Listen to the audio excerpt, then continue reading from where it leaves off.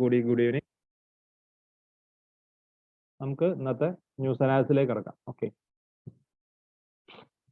ഇന്നത്തെ പ്രധാന വാർത്തകൾ നമുക്കറിയാം. ഒരു പത്രത്തിലെ ഏറ്റവും പ്രധാനപ്പെട്ട വാർത്ത അതിന്റെ ഫ്രണ്ട് പേജിൽ വരുന്നത്. അപ്പോൾ ഫ്രണ്ട് പേജിലുള്ള കാര്യങ്ങൾ നമുക്ക് ആദ്യം നോക്കാം, എന്നിട്ട് നമുക്ക് അതിന്റെ അനാലിസിലേക്ക് പോകാം. ഒന്നാമത്തെ പേജിൽ തന്നെ ഉള്ളത് 7.45 lakh crores direct tax receipts score half the target.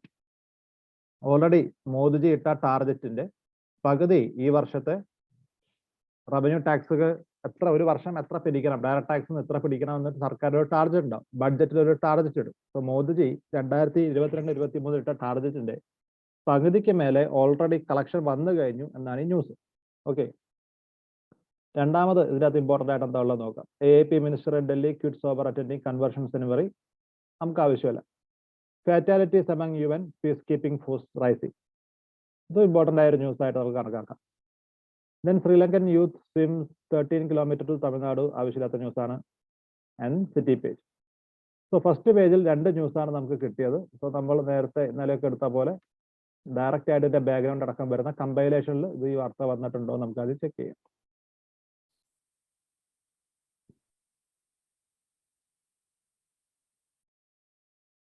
ഉണ്ട്. ഇപ്പൊ ഫ്രണ്ട് പേജിലെ വാർത്ത വന്നിട്ടുണ്ട്. സ്വച്ഛ് സർവേക്ഷൺ എന്ന് പറയും. സോറി, സ്വച്ഛ് സർവേക്ഷൺ ആണ് വന്നത്. നമ്മളെടുത്ത് സ്വച്ഛ് സർവേക്ഷൺ അല്ലല്ലോ.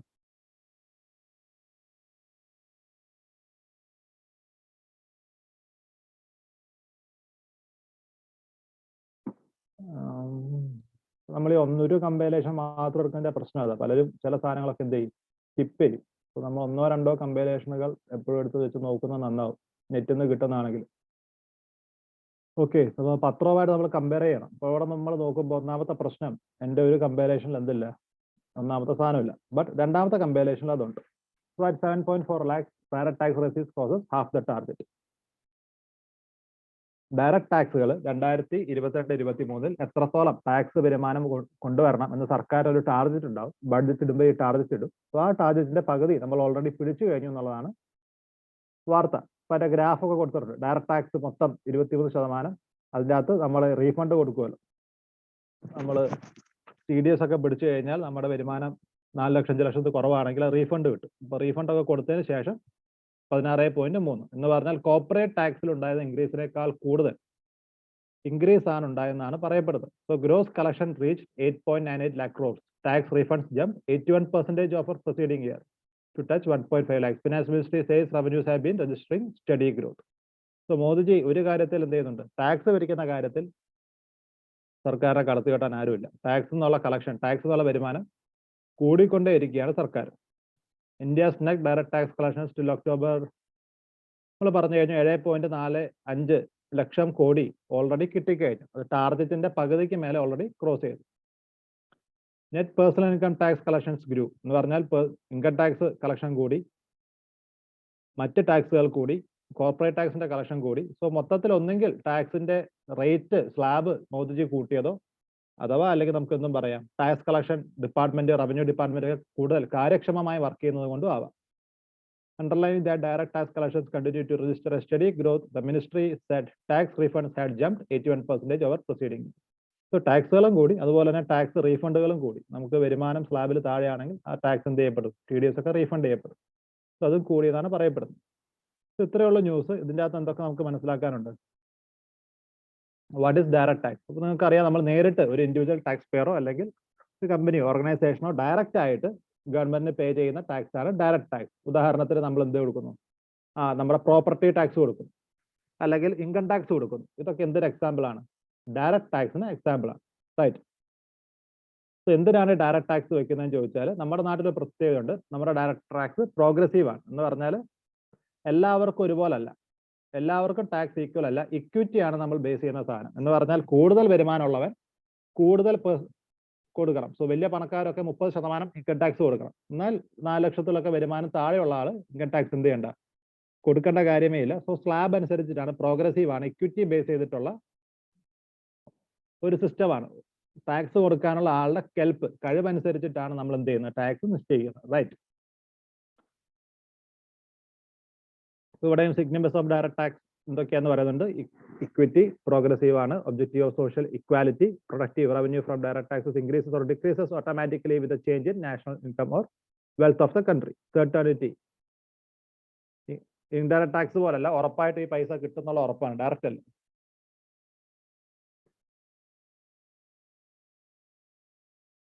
ഡയറക്ട് ടാക്സുകൾ കൂടുന്നത് നല്ലതാണ്. ഇപ്പോൾ കൂടുതൽ പൈസ സർക്കാരിന്റെ കയ്യിൽ വരുമ്പോൾ സർക്കാരിന് എന്ത് ചെയ്യാം, കൂടുതൽ സോഷ്യൽ വെൽഫെയറിന് വേണ്ടിയിട്ടും അല്ലെങ്കിൽ ഡെവലപ്മെന്റ് പ്രൊജക്റ്റിലേക്കും ആ പൈസ ഇറക്കാൻ പറ്റും. റൈറ്റ്. ഇവിടെയും രണ്ടാമത്തെ ഒരു സംഭവം നമ്മൾ നോക്കിയിരുന്നു, അത് നമുക്ക് ഇവിടെയും കാണാൻ കിട്ടുന്നില്ല. ഇവർ ഡയറക്റ്റ് ഇതിലേക്കാണ് പോയത്. ഇതിലേക്ക്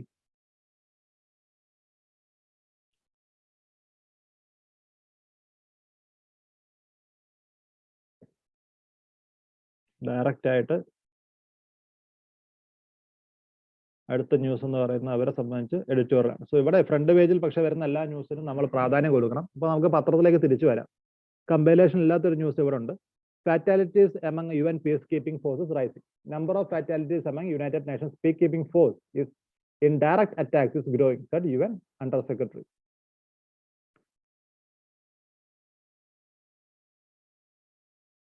Visit to the region came amid number of attacks by anti-UN groups in Democratic Republic of Congo, where 2 Indian soldiers were among those killed in the last few weeks.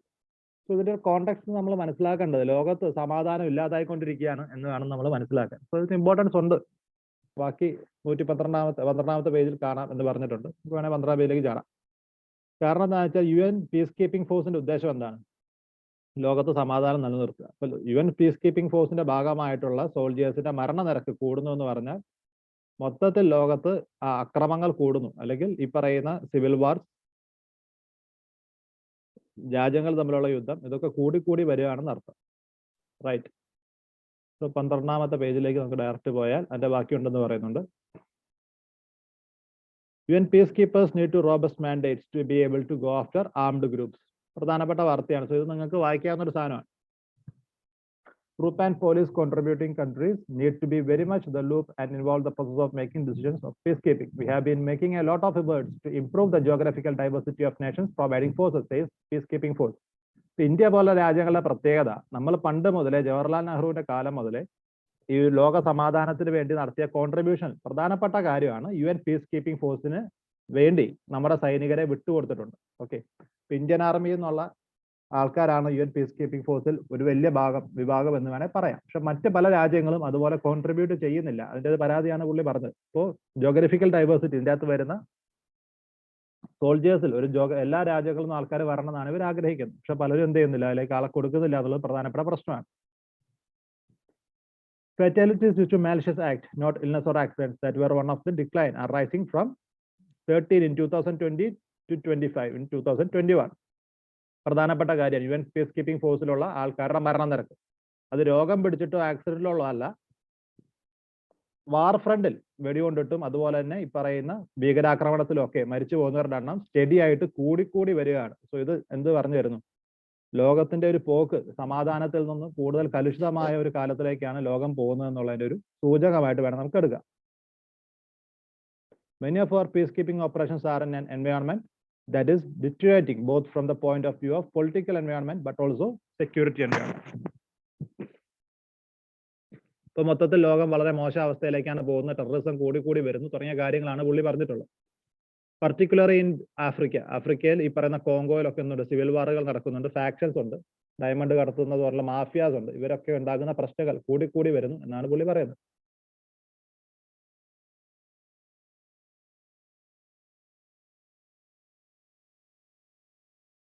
One of the criticisms in New Delhi, which has lost 179 peacekeepers over the past 60 years, is that they do not get enough of a say in the kind of missions that the UN peacekeepers take part in. If there is an imbalance between those deciding mandate missions and those who are actually contributing the soldiers. പ്രധാന point ആണ്. ഇപ്പൊ India അന്വേഷിച്ചിട്ടുള്ള പ്രധാനപ്പെട്ട ഒരു complaint ആണ് ഇതിനകത്ത് പറഞ്ഞിട്ടുള്ളത്. ഇന്ത്യക്ക് ഇതുവരെ 279 പട്ടാളക്കാരെ നഷ്ടപ്പെട്ടിട്ടുണ്ട് എന്ന് പറഞ്ഞാൽ നമ്മുടെ ആവശ്യത്തിന് വേണ്ടിയിട്ടല്ല, യുണൈറ്റഡ് നേഷൻസിന്റെ പീസ് കീപ്പിങ്ങിന് വേണ്ടിയിട്ട് നമ്മൾ അവരെ വിട്ടയച്ചതാണ്. അഥവാ ലോക സമാധാനത്തിന് വേണ്ടിയിട്ടും യുണൈറ്റഡ് നേഷൻസിന് വേണ്ടിയിട്ടും നമ്മൾ നമ്മുടെ സോൾജേഴ്സിന് എന്ത് ചെയ്തു? വിട്ടുകൊടുത്തു. അതിന്റെ ഭാഗമായി ഇന്ത്യയുടെ യുദ്ധമല്ല അവർ ചെയ്തത്, UN വേണ്ടിയിട്ടാണ് യുദ്ധം ചെയ്തത്, പീസ് കീപ്പിങ്ങിന് വേണ്ടിയിട്ട്. 200 പട്ടാളക്കാരുടെ ജീവനാണ് നമുക്ക് നഷ്ടപ്പെട്ടത്. പക്ഷേ ഇത്രയും വലിയ കോൺട്രിബ്യൂഷൻ ഇന്ത്യ നടത്തിയിട്ട് പോലും UN നടത്തുന്ന പീസ് കീപ്പിംഗ് ഓപ്പറേഷൻസിൽ വലിയ ഒരു തീരുമാനം എടുക്കാനോ അതിൻ്റെ അകത്ത് ഒരു അഭിപ്രായം പറയാനുള്ള സ്വാതന്ത്ര്യം പോലും ആർക്കില്ല, ഇന്ത്യക്കില്ല. സോ ഇതൊരു വലിയ പ്രശ്നമാണ്. അതായത് ആരാണോ സോൾജേഴ്സിനെ വിട്ടുകൊടുത്ത് ഇതിന്റെ മുൻനിരയിൽ നിന്ന് യുദ്ധം ചെയ്യുന്നത് അവർക്ക് തീരുമാനങ്ങൾ എടുക്കാനുള്ള അവകാശമില്ല. എങ്ങോട്ട് പോകണം, ആരോട് യുദ്ധം ചെയ്യണം, എങ്ങനെ ഈ ഓപ്പറേഷൻ നടത്തണം തുടങ്ങിയ ഒരു കാര്യത്തിൽ അഭിപ്രായം പോലും ഇവരോട് ചോദിക്കുന്നില്ല. സോ ഇതിൽ ഇന്ത്യക്ക് എതിർപ്പുണ്ട്. നമ്മൾ ഇത്രയും കോൺട്രിബ്യൂഷൻസ് ഒക്കെ സോൾജേഴ്സ് ആയിട്ട് നടത്തുന്ന സമയത്ത് നമുക്ക് കുറച്ചും കൂടി പ്രാധാന്യം നൽകണം എന്നുള്ളത്. India has complied that mandate is for UN peacekeeping, but when soldiers actually go to the ground, it quickly becomes a mandate for peace enforcing, something that they are not actually prepared for.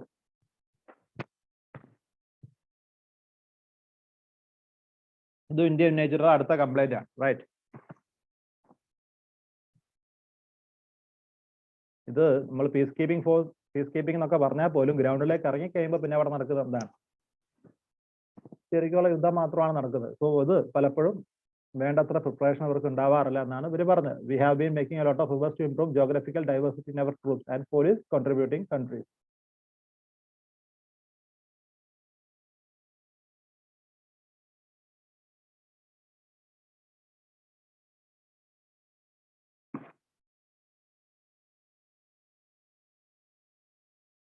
ഇതൊരു വലിയ പ്രശ്നമാണ്. ഇപ്പോൾ peace keeping എന്ന് പറയുന്നത് policing തുടങ്ങിയ പരിപാടിയല്ല, ഇപ്പോൾ കൂടുതൽ റിസ്ക് ഉള്ള പരിപാടിയായിട്ട് വരുന്നു. കാരണം ടെററിസം ഗ്രൂപ്പുകൾ കൂടുന്നു, ഇത്തരത്തിലുള്ള ഫാക്ഷൻസ്, മാഫിയ ഫാക്ഷൻസ് കൂടുന്നു, അവരുടെ കയ്യിലൊക്കെ അതിശക്തമായ ആയുധങ്ങളുണ്ട്. സോ ഇത് വലിയൊരു പ്രശ്നമായിട്ട് മാറുന്നു. ഇവരുടെ സോൾജേഴ്സ് എന്ന് പറയുന്ന അല്ലെങ്കിൽ പീസ് കീപ്പിംഗ് ഫോഴ്സിന്റെ മെമ്പേഴ്സ് അവർ ശരിക്കും ഒരു യുദ്ധം ചെയ്യുന്ന പോലെയാണ് എന്ത് ചെയ്യുന്നത്, UN വേണ്ടി പണിയെടുക്കുന്നത്. India has proposed a 10-point plan including making those targeting UN peacekeepers more accountable. So ഈ UN peacekeeping ടാർഗറ്റ് ഫോഴ്സിലുള്ളവരെ ആക്രമിക്കുന്ന ആൾക്കാരെ ഒക്കെ കൈകാര്യം ചെയ്യുന്നതിന് വേണ്ടി ഒരു 10-point പ്ലാൻ ഒക്കെ ഇന്ത്യ എന്ത് ചെയ്തിട്ടുണ്ട്, അവതരിപ്പിച്ചിട്ടുണ്ട്. അത് വളരെ നന്നായി എന്ന് പുള്ളി അഭിപ്രായം പറഞ്ഞിട്ടുണ്ട്, UN വക്താവ്. Is the UN considering India's suggestions to build a memorial wall to honor peacekeepers? കാരണം ഏറ്റവും കൂടുതൽ സോൾജേഴ്സ് നഷ്ടപ്പെട്ടത് ഇന്ത്യക്കാണ് UN പീസ് കീപ്പിംഗിന്റെ ഓപ്പറേഷൻസിൽ. സോ ഇന്ത്യ പറഞ്ഞിട്ടുള്ളത് ഒരു മെമ്മോറിയൽ വാൾ വേണം. നമ്മളൊക്കെ എന്തുണ്ട്, ഡൽഹിയിൽ നമ്മൾ ആ മരിച്ച സൈനികരുടെ പേരുകൾ എഴുതിയിടാറുണ്ട് ഇന്ത്യ ഗേറ്റിന്റെ അവിടെ. അതുപോലെ ഒരു മെമ്മോറിയൽ വാൾ വേണം എന്ന് ഇന്ത്യ പറഞ്ഞിട്ടുണ്ട്. സോ ഇത് ഇവർ അംഗീകരിക്കുമോ എന്ന് ചോദിച്ചാൽ the assembly would actually think we would be definitely be supportive. അതിനെ സപ്പോർട്ട് ചെയ്യുന്നതാണ് പുള്ളി പറയുന്നത്. Because it is only fair that all the peacekeepers who have lost their lives under the blue flag should be remembered and honored. So ഇന്ത്യയുടെ അഭിപ്രായങ്ങളൊക്കെ വിലക്കെടുക്കുന്നതാണ് പുള്ളി പറയുന്നത്. സംഭവം മനസ്സിലായാലും ലോകം കലുഷിതമായിക്കൊണ്ടിരിക്കുകയാണ് അർത്ഥം. ഓക്കെ, സെക്കൻഡ് സിറ്റി പേജിൽ പ്രധാനപ്പെട്ട ന്യൂസുകളൊന്നും വരാറില്ല, കാരണം അത് ഡൽഹിയെ പറ്റിയിട്ടുള്ള കാര്യമാണ്. ഡൽഹി എഡിഷൻ പത്രത്തിൽ ഡൽഹിയെ പറ്റിയിട്ടുണ്ടാവും. But still Swachh Survekshan 2022 why capital continues to score poorly. So ഡൽഹിയെ പറ്റിയിട്ടാണ് പറയുന്നത്. എന്തുകൊണ്ട് ക്യാപിറ്റലിന് സ്കോർ ഇല്ല? എന്തിൽ സ്കോർ ഇല്ല? സ്വച്ഛ് സർവേക്ഷനിൽ സ്കോർ ഇല്ല. ഡൽഹിയെ പറ്റിയുള്ള ന്യൂസ് ആണെങ്കിലും നമ്മൾ ഇവിടെ നിന്ന് വായിച്ച് മനസ്സിലാക്കേണ്ട കാര്യമുണ്ട്. That is nothing other than Swachh Survekshan. എന്താണ് സ്വച്ഛ് സർവേക്ഷൻ? ഇത് നമ്മൾ മനസ്സിലാക്കിയിരിക്കണം. സ്വച്ഛ് സർവേക്ഷനിൽ ഡൽഹിക്ക് സ്കോർ ഇല്ല എന്നാണ് പറഞ്ഞത്. സ്വച്ഛ് സർവേക്ഷൻ എന്താണെന്ന് നമുക്കറിയാം, റൈറ്റ്? സോ എന്താണ് Swachh Survekshan? Swachh Survekshan is conducted by ministry of housing and urban affairs. Okay, ministry of urban affairs ആണ് എന്ത് ചെയ്യുന്നത്, ഇത് കണ്ടക്ട് ചെയ്യുന്നത്. സ്കീമാണോ? ഇത് സ്കീമല്ല. ഇതെന്താണ് സംഭവം? It is world's largest urban sanitisation and cleanliness survey. അപ്പൊ സ്വച്ഛ് സർവേക്ഷൻ എന്ന് കാണുമ്പോൾ നമ്മൾ മനസ്സിലാക്കുക അതെന്തല്ല, അതൊരു സ്കീമിന്റെ പേരല്ല. സാധാരണ സർക്കാർ സ്കീമുകളാണെന്ന് വിചാരിക്കും ഈ പേര് കാണുമ്പോൾ, പക്ഷെ ഇതൊരു സർക്കാർ സ്കീമിന്റെ പേരല്ല. It's A survey. ലോകത്തെ ഏറ്റവും വലിയ അർബൻ സാനിറ്റൈസേഷൻ, നഗരങ്ങളുടെ വൃത്തി അളക്കുന്ന ഒരു സർവേ ആണ്, റൈറ്റ്? സ്വച്ഛ് ഭാരത് മിഷന്റെ ഭാഗമായിട്ടാണ് എന്ത് ചെയ്യുന്നത്, ഈ സർവേ നടക്കുന്നത്. Recent president award Indore as the cleanest city of the 6th consecutive year. So ഇന്ത്യയിലെ സിറ്റികളിൽ ഏറ്റവും വൃത്തിയുള്ള സിറ്റി ഏതാന്ന് ചോദിച്ചാൽ according to the survey it is Indore. Indore further emerged as India's first 7-star garbage free city. So നമ്മൾ ഈ ടിവിയും ഫ്രിഡ്ജും ഒക്കെ വാങ്ങുമ്പോൾ സ്റ്റാർ ഇട്ട് കൊടുക്കുമല്ലോ, 3 സ്റ്റാർ 4 സ്റ്റാർ എന്നൊക്കെ പറഞ്ഞിട്ട് അവരുടെ എനർജി കൺസപ്ഷന് അളക്കാൻ വേണ്ടിയിട്ടാണ് ഈ സ്റ്റാർ ഇട്ട് കൊടുക്കുന്നത്. അതുപോലെ Indore is the first 7-star 5-star hotel എന്നൊക്കെ പറഞ്ഞാൽ 7-star സിറ്റിയാണ്. ഇറ്റ്സ് ഗാർബേജ് ഫ്രീ സിറ്റി, എന്നുവെച്ചാൽ ചപ്പ് ചവറുകൾ ഇല്ലാത്ത, ഗാർബേജ് ഇല്ലാത്ത city. While Surat, Bhopal, Mysore, Navi Mumbai, Visakhapatnam and Tirupati and 5-star garbage free certificate.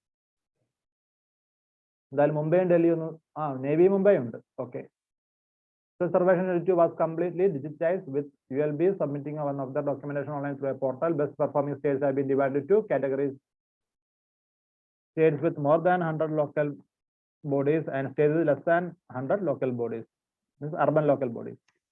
States with more than 100 local bodies, Madhya Pradesh emerges as the cleanest state.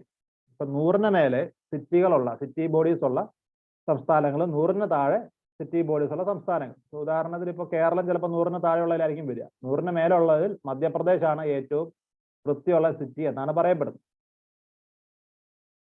Less Daniel ത്രിപുരയാണ്. ഇപ്പൊ ചെറിയ സ്റ്റേറ്റുകളിൽ ത്രിപുരയാണ് ഏറ്റവും നല്ല സ്റ്റേറ്റ് എന്നാണ് പറയപ്പെടുന്നത്. സർവേയിൽ വന്ന കാര്യമാണ്, കൂടുതൽ കാര്യം നമുക്ക് അറിഞ്ഞുകൂടാ. Cleanest city, more than 1 lakh population, Indore, the city of lakes and palaces walked away with cleanest city title. So ഈ സർവേ അനുസരിച്ച് ഇന്ത്യയിലെ ഏറ്റവും വൃത്തിയുള്ള സിറ്റി ഏതാണ്? That is Indore. ഇത്രയും നമുക്ക് കാര്യങ്ങൾ ഇതിൻ്റെ അകത്ത് മനസ്സിലാക്കിയാൽ മതി. ഫൈൻ. ഇതും ഒരു സ്റ്റേറ്റ് ന്യൂസ് ആണ്, but very important news. NCST expresses concern over continued distress in Odisha's village of widows. National Commission for Scheduled Tribes has expressed concern over misery and despair among women whose husband died after suffering from lung ailments following exposure to harmful particles in a pyrophyllite grinding unit. Jharkhand-based company have. So ഇത് നമുക്ക് കുറച്ചും കൂടി നമുക്കൊരു case study four ethics കൊടുത്തിട്ടുണ്ട്. ആ case study എത്തിക്സിന് വേണ്ടിയിട്ടാണെങ്കിലും GS-ലേക്കാണെങ്കിലും ഇതിനൊരു കൃത്യമായിട്ട് idea കിട്ടാൻ നമുക്ക് നല്ലത് യഥാർത്ഥ ന്യൂസ് തന്നെ വായിക്കുന്നതാണ്. അപ്പോൾ നമുക്ക് കുറച്ചും കൂടി അതിന്റെ ബാക്ക്ഗ്രൗണ്ട് സാധനമൊക്കെ മനസ്സിലാവും. അതായിരിക്കും ഗുണം ചെയ്യുക. നമുക്ക് റിയൽ ന്യൂസ് അവിടെ ഉള്ളതെന്ന് നോക്കാം. NCST expresses concern over continued distress in Odisha's village of widows. അപ്പൊ വില്ലേജ് ഓഫ് വിഡോസ് തന്നെ ഇതിനെ വിളിക്കാൻ എന്താ കാരണം എന്നുള്ളത് നമ്മൾ ആദ്യം നോക്കണം. ഒരു വെറൈറ്റി പേരാണ്. ന്യൂസ് വായിച്ചു നോക്കാം.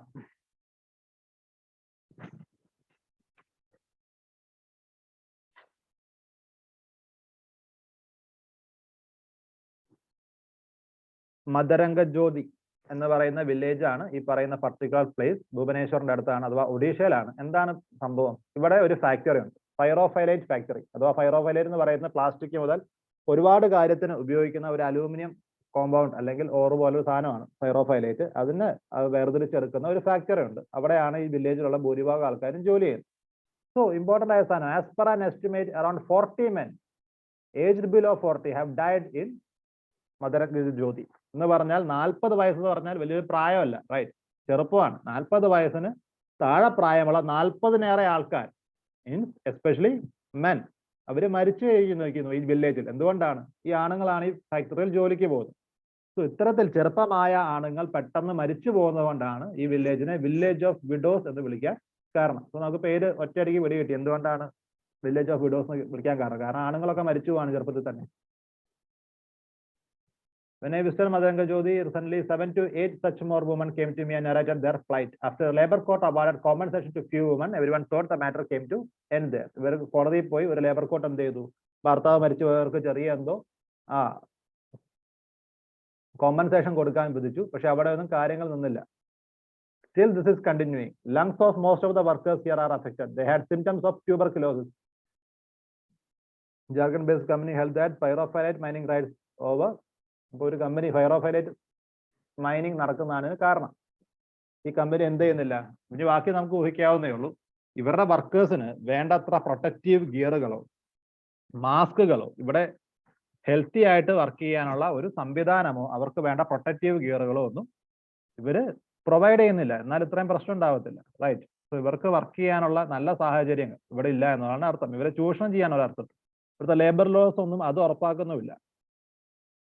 Problems due to repeated exposure to crystalline silica that led to silicosis. The unit, it was then shut down. Okay.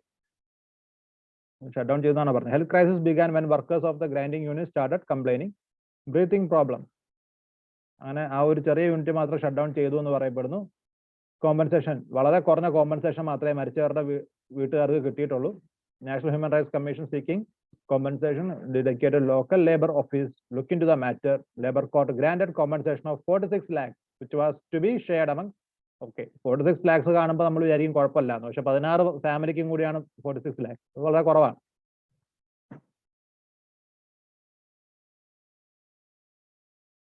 So ഇതിനകത്ത് സംഭവം നമുക്ക് ഒരു കിട്ടി.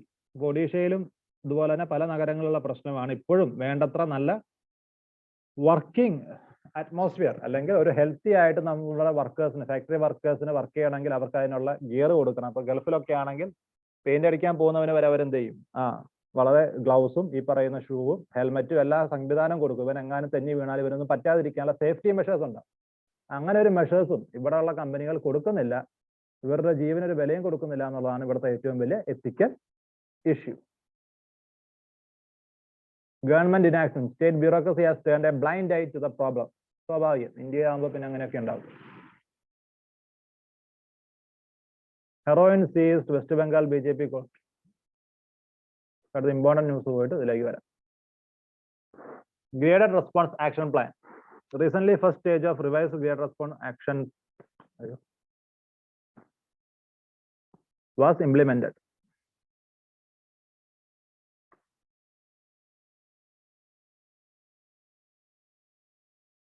To deal with multifaceted risk linked to air pollution, Central Pollution Control Board submitted a list of measures to address different levels of air pollution to the Supreme Court in January 26. These measures to grab set of pollution measures with multiple states and central bodies working in problem.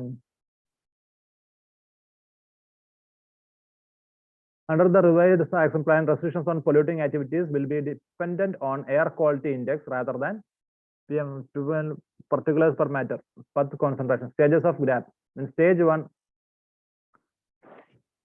a ban on construction and demolition activities. Specified stages. In stage 2, mechanized sweeping of roads will be done daily. Stage 3, frequency of cleaning roads intensified.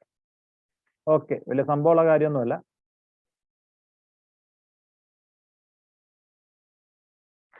Citizens' role, along with instructions of authorities, GRAP also introduces graded advisory for the public.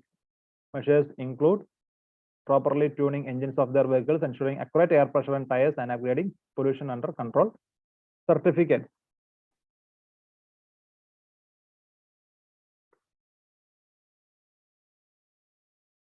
ഇത് city news ആവാനാണ് സാധ്യത. ഇത്തരം സാധനങ്ങളൊക്കെ സാധാരണ ഡൽഹിയിലാണ് കണ്ടുവരാറ്. Okay, ആ ന്യൂസിന്റെ ചെറിയ കട്ടിങ് കണ്ടപ്പോൾ എനിക്ക് മനസ്സിലായി. The action plan against Delhi's air pollution. So Delhi സർക്കാർ നടത്തുന്ന സാധനമാണ് ഗ്രേഡഡ് റെസ്പോൺസ് ആക്ഷൻ പ്ലാൻ. പ്രധാനമായിട്ടും എയർ പൊല്യൂഷൻ വരുന്നത് ഈ വാഹനങ്ങളിൽ നിന്നാണ് എന്നുള്ള ഒരു ധാരണയിൽ അല്ലെങ്കിൽ മുൻവിധിയിലാണ് ഈ സാധനങ്ങളൊക്കെ ചെയ്യുന്നത്. ഇപ്പൊ ഡൽഹി സർക്കാർ തന്നെ പറയുന്നുണ്ട് എയർ പൊല്യൂഷന് കാരണം അവിടുത്തെ വാഹനങ്ങൾ മാത്രമല്ല, തൊട്ടപ്പുറത്തെ ഹരിയാനയും പഞ്ചാബൊക്കെ അവരുടെ വേസ്റ്റ് ആവുന്ന അഗ്രികൾച്ചർ ഹാർവെസ്റ്റ് കഴിഞ്ഞിട്ട് സാധനം കത്തിക്കുന്നതാണെന്നുള്ളത്. സോ എനിവേ, ഈ സാധനം അഡ്രസ് ചെയ്യാൻ വേണ്ടി ഡൽഹി സർക്കാർ നടപ്പിലാക്കിയ സംഭവമാണ് ഗ്രേഡഡ് റെസ്പോൺസ് ആക്ഷൻ പ്ലാൻ. ഇതിന് പ്രാധാന്യം എന്താണെന്ന് വെച്ചാൽ, ഇതിന് പ്രാധാന്യമുണ്ട്. ഒരു സ്റ്റേറ്റ് നടത്തുകയാണെങ്കിലും നമ്മൾ ഇതിനെപ്പറ്റി അറിഞ്ഞിരിക്കണം. May be we can copy. ഈ ഒരു സ്റ്റേറ്റ് നടത്തിയിട്ടുള്ള ഈ ആക്ഷൻ പ്ലാൻ വർക്കിംഗ് ആണെങ്കിൽ ഇതിൻ്റെ അകത്ത് നമുക്ക് എന്ത് ചെയ്യാം, സ്വീകരിച്ച് മറ്റ് സ്റ്റേറ്റ്സിനും ഇത് ഇംപ്ലിമെന്റ് ചെയ്യാവുന്നതാണ്. സോ ഗ്രാപ്പ് എന്ന് പറഞ്ഞാൽ basically anti air pollution measures ആണ്. ഓക്കെ, സോ ഒരു വണ്ടി ഇറക്കാൻ പാടുള്ളൂ, അതായത് ഓഡ് ഓർ ഈവൻ പരിപാടികളെ പോലുള്ള പുതിയൊരു സംവിധാനമാണ്. റൈറ്റ്. സോ സ്റ്റേജ് 1 എന്ത് ചെയ്യും? Ban on construction and demolition activities. Solid വേസ്റ്റുകളൊക്കെ എന്ത് ചെയ്യണം? കൃത്യമായിട്ട് ഡംപ് സൈറ്റിൽ കൊണ്ടുപോകുന്നു, ഓപ്പൺ ആയിട്ട് ഒരു സാധനം ഇടുന്നില്ല എന്ന് ഉറപ്പാക്കുന്നു. സ്റ്റേജ് 2 റോഡുകൾ മെക്കനൈസ്ഡ് ആയിട്ട് ക്ലീൻ ആക്കും, ഡെയിലി ക്ലീൻ ആക്കും. അതുപോലെ തന്നെ വാട്ടർ സ്പ്രിങ്കിൾ ചെയ്യും, പൊടി ഉയരാതിരിക്കാൻ. അതുപോലെ തന്നെ വാട്ടർ അന്തരീക്ഷത്തിൽ ഉണ്ടാകുമ്പോൾ എന്ത് ചെയ്യും? ഈ ചില സ്മോഗ് ആയിട്ടുള്ള സാധനം ഉണ്ട്, കുറച്ച് കട്ടി കൂടിയ പാർട്ടിക്കിൾസ് ഒക്കെ വെള്ളത്തിൽ തട്ടിയിട്ട് താഴേക്ക് വരും, അല്ലെങ്കിൽ അത് എയർലിൽ സസ്പെൻഡ് ആയിട്ട് കിടക്കും. Discourage use of generators. Stage 3, cleaning road intensifying and water would be sprinkled daily before peak traffic hours. Authorities will levy different rates on public transport service to encourage off-peak travel. So peak hours നിങ്ങൾ വണ്ടിയായിട്ട് ഇറങ്ങിയാൽ നിങ്ങൾക്ക് tax ഇടുക തുടങ്ങിയ പരിപാടികളാണ് പുള്ളി ഉദ്ദേശിക്കുന്നത്. Stage 4 ഉണ്ട്. When air quality rises to dangerous levels, entry of trucks, except those carrying essential commodities, will be restricted. All construction and demolition activities would have to be stopped. So ഏതെങ്കിലും ഒരു സമയത്ത് air quality വളരെ മോശമായാൽ എല്ലാ building ആക്ടിവിറ്റീസും stop ചെയ്യും, സിറ്റിയിലേക്ക് വണ്ടികൾ വരുന്നത് block ചെയ്യും, എല്ലാവരും വീട്ടിൽ തന്നെ ഇരുന്നാൽ മതി എന്ന് പറയും. സോ അത്തരത്തിലുള്ള ഒരു 4-point പ്ലാൻ ആണ് ആർക്കുള്ളത്. സ്കൂളുകളൊക്കെ അടച്ചിടും, നോൺ എമർജൻസി ആയിട്ടുള്ള കൊമേഴ്ഷ്യൽ ആക്ടിവിറ്റീസ് കടകളൊക്കെ തുറക്കും, ഹർത്താൽ പ്രഖ്യാപിക്കും സർക്കാർ ഡ്യൂ ടു എയർ പൊല്യൂഷൻ അല്ലെങ്കിൽ ബാഡ് ക്വാളിറ്റി ഓഫ് എയർ. ഇതാണ് സർക്കാർ കണ്ടെത്തിയിട്ടുള്ള പുതിയ ഇവരുടെ പ്രവർത്തന പദ്ധതി. Status beyond faith, SC status four Dalit converts. നമ്മൾ 2 ദിവസം മുമ്പ് നമ്മൾ തന്നെ ന്യൂസ് അനാലിസിസ് എടുത്തപ്പോൾ പറഞ്ഞ കാര്യമാണ്. മുസ്ലിങ്ങൾക്കും ക്രിസ്ത്യാനികൾക്കും മതം മാറിക്കഴിഞ്ഞാൽ പിന്നെ SC സ്റ്റാറ്റസ് കിട്ടുന്നില്ല എന്നൊരു പ്രശ്നമായിട്ട് മാറി. സോ ആ ന്യൂസ് നമ്മൾ പറഞ്ഞതാണ്. അപ്പൊ ഇന്നത്തെ ന്യൂസിൽ എന്താ ഉള്ളത് നോക്കാം. സെന്റർ ഹാസ് അപ്പോയിന്റഡ്, ഓക്കെ, ഒരു 3 മെമ്പർ കമ്മീഷനെ സെന്റർ അപ്പോയിന്റ് ചെയ്തു. എന്തിനു വേണ്ടിയിട്ട്?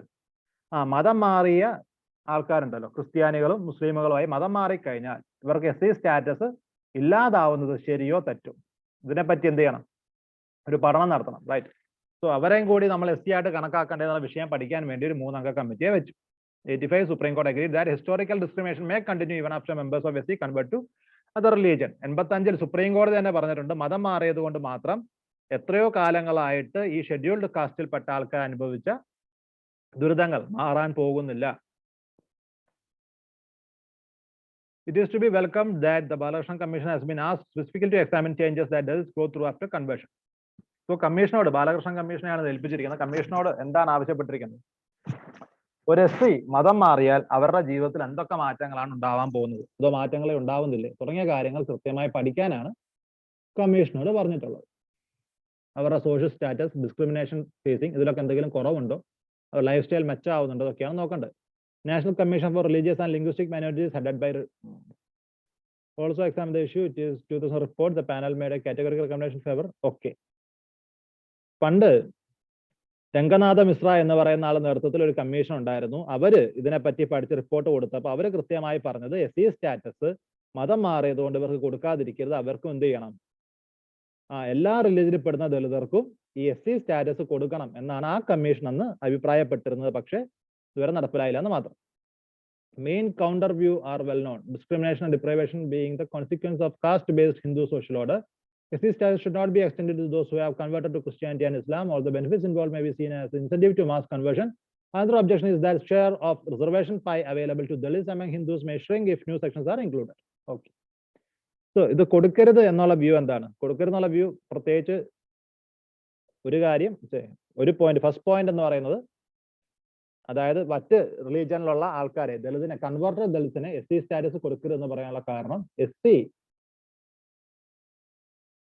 ഷെഡ്യൂൾഡ് കാസ്റ്റുകൾ ഡിസ്ക്രിമിനേഷൻ അനുഭവിക്കാൻ കാരണം ഒരു ഹിന്ദു റിലീജിയന്റെ ഭാഗമാവുന്നതുകൊണ്ടാണ്. കാരണം ഹിന്ദു റിലീജിയനിലാണ് എന്തുള്ളൂ, അൺടച്ചബിലിറ്റി തുടങ്ങി കാസ്റ്റിസം തുടങ്ങിയ കാര്യങ്ങൾ ഹിന്ദുവിസത്തിൽ മാത്രമേ ഉള്ളൂ, അത് മറ്റ് റിലീജിയൻസിലില്ല. 2, ഓൾറെഡി SC സ്റ്റാറ്റസ് എന്ന് പറയുന്നിടത്തുനിന്ന് ഈ BJP-കാർക്കുള്ള പ്രശ്നം, SC സ്റ്റാറ്റസ് നിങ്ങൾ ക്രിസ്ത്യൻസിനും മുസ്ലിംസിനും കൊടുത്താൽ അത് എന്തിനു കാരണമാവാം? മാസ് കൺവേർഷന് കാരണമാവാം. ബിക്കോസ് അവർക്ക് എന്ത് കിട്ടുന്നു, ഒരുപാട് ബെനിഫിറ്റ്സ് കിട്ടുന്നു. അതിന് ഓൾറെഡി മൈനോറിറ്റി ബെനിഫിറ്റ്സിന്റെ കൂടെ SC ബെനിഫിറ്റും കൂടി കിട്ടുമെന്ന് കണ്ടിട്ട് മാസ് കൺവേർഷന് കാരണമാവാന്നുള്ളതാണ് പറയപ്പെടുന്ന വേറൊരു വാദം. Another objection is that share of the reservation pie available Dalits among Hindus may shrink if new sections are included. So ഇപ്പോൾ SC-കാർക്ക് കിട്ടുന്ന ആനുകൂല്യം ഒന്നും കൂടി കുറയും. കൂടുതൽ ആൾക്കാർ SC ആയിട്ട് പ്രഖ്യാപിച്ചാൽ എല്ലാവരും SC ആയി കഴിയുമ്പോൾ നിലവിൽ ഏറ്റവും മോശം അവസ്ഥയിൽ കിടക്കുന്ന ഹിന്ദു SC-കൾക്ക് കിട്ടുന്ന ബെനിഫിറ്റ് കുറയും. ഇതൊക്കെ രാഷ്ട്രീയ കാരണങ്ങളാണ്, നമുക്ക് എഴുതാൻ പറ്റിയ ഒരു ആൻസറിന് എഴുതാൻ പറ്റിയ കാരണങ്ങളല്ല എന്നുള്ളതാണ് സത്യം. ഇത് കാരണങ്ങൾ കൊണ്ടൊക്കെയാണ് ഇത് കൊടുക്കാത്തത്. There are political issues. Peace prize politics, Nobel can strengthen the voice of peace. അപ്പൊ നമ്മൾ കഴിഞ്ഞ വർഷം പറഞ്ഞതാണ്, കഴിഞ്ഞ ന്യൂസിൽ നമ്മൾ നോബൽ പ്രൈസുകളെ പറ്റി പറഞ്ഞപ്പോൾ ഫിസിക്സും കെമിസ്ട്രിയും ഫിസിയോളജിയും മെഡിസിന്റെയും ലിറ്ററേച്ചറിന്റെയും കാര്യമൊക്കെ പറഞ്ഞു. ക്വാണ്ടം എൻടാങ്കിൾമെന്റ്, അതുപോലെ ഇവിടെ എന്തായിരുന്നു സാധനം, ഇവിടെ എന്തോ ഒരു കെമിസ്ട്രിയിൽ എന്തിനാണ് കൊടുത്തത്, നാക്കിന് തുമ്പിലുണ്ട്, ക്ലിക്ക് കെമിസ്ട്രി എന്ന് പറയുന്നൊരു സാധനം പറഞ്ഞായിരുന്നു. ക്വാണ്ടം എൻടാങ്കിൾമെന്റ്, ഫിസിയോളജിയുടെ കാര്യം, അതുപോലെ ലിറ്ററേച്ചറിന്റെ കാര്യമൊക്കെ പറഞ്ഞു. പീസിനും കൂടി കിട്ടി എന്നുള്ളതായിരിക്കും ഇപ്രാവശ്യം സംഭവം. അത് നമ്മൾ ഓൾറെഡി പറഞ്ഞ കാര്യമാണ്, പിന്നെയും നമ്മൾ വായിച്ചു നോക്കേണ്ട കാര്യമല്ല. Norwegian committee for peace, this year memorial organization that has been documenting alleged state abuses of Russia since it is shared the prize with LSBSK. ഇപ്പോൾ ഓരോ ദിവസം ഓരോന്ന് പ്രഖ്യാപിക്കുമ്പോൾ ഇതിങ്ങനെ പിന്നെയും വന്നുകൊണ്ടിരിക്കും. ഇന്നത്തെ കാര്യം എന്താണെന്ന് വെച്ചാൽ നോബൽ പീസ് പ്രൈസ് കൊടുത്തു എന്നുള്ളതാണ്. ഓക്കെ, സോ റഷ്യയിലെ സ്റ്റേറ്റ് അബ്യൂസസിന് റഷ്യക്കെതിരെ വർക്ക് ചെയ്തുകൊണ്ട് നിൽക്കുന്ന ആൾക്കും, അതുപോലെ തന്നെ ഉക്രൈനിലെ ഒരു ആക്ടിവിസ്റ്റിനും എന്താണ് ചെയ്യുന്നത്, പീസ് പ്രൈസ് കൊടുത്തിട്ടുള്ളത്. അപ്പോൾ വളരെ നൈസായിട്ടുള്ള പരിപാടിയാണ്. ഒരു സ്റ്റേറ്റ്മെന്റ് UN വെക്കുകയാണ്. അപ്പോൾ UN is also getting UN is taking a political stand.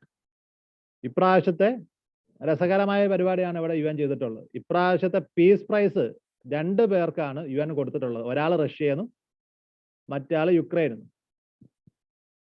റഷ്യയിലെ ഈ പറയുന്ന സ്റ്റേറ്റ് അബ്യൂസസ് അതിനെതിരെ വർക്ക് ചെയ്തിരിക്കുന്ന ഒരു ഓർഗനൈസേഷനും അതുപോലെ തന്നെ ഉക്രൈനിൽ ഉള്ള ഒരു ആക്ടിവിസ്റ്റിനും ആണ്. ഇവർക്ക് രണ്ടുപേർക്കും കൂടി ഒരുമിച്ചാണ് ഇപ്രാവശ്യത്തെ പീസ് പ്രൈസ് കൊടുത്തത്. So UN is making a statement. ഇവർ രണ്ടുപേരും യുദ്ധത്തിലാണല്ലോ. By choosing a Belarusian human rights campaigner and two civil liberty focused organizations from Ukraine and Russia for the Nobel Prize for Peace has once again offered its redoubtable support for voices that are critical to authoritarianism and military of Moscow and allies. Second in a row that Russians who demanded accountability and respect for human rights from authorities have been chosen for a prize in 2021. Okay, ഒരു കാര്യം കൂടിയുണ്ട്.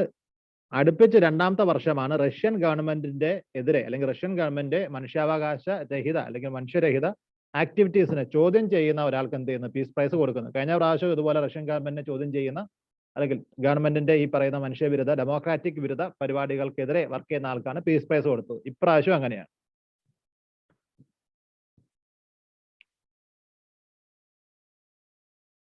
കഴിഞ്ഞ പ്രാവശ്യം ഒരു news paper എഡിറ്ററിനാണ് കൊടുത്തത് for efforts to safeguard freedom of expression. One of the reasons Zelensky memorial continued to face wrath of the state is currently in jail without trial. അവാർഡൊക്കെ കിട്ടി, പക്ഷെ പുള്ളി ജയിലിലാണ്.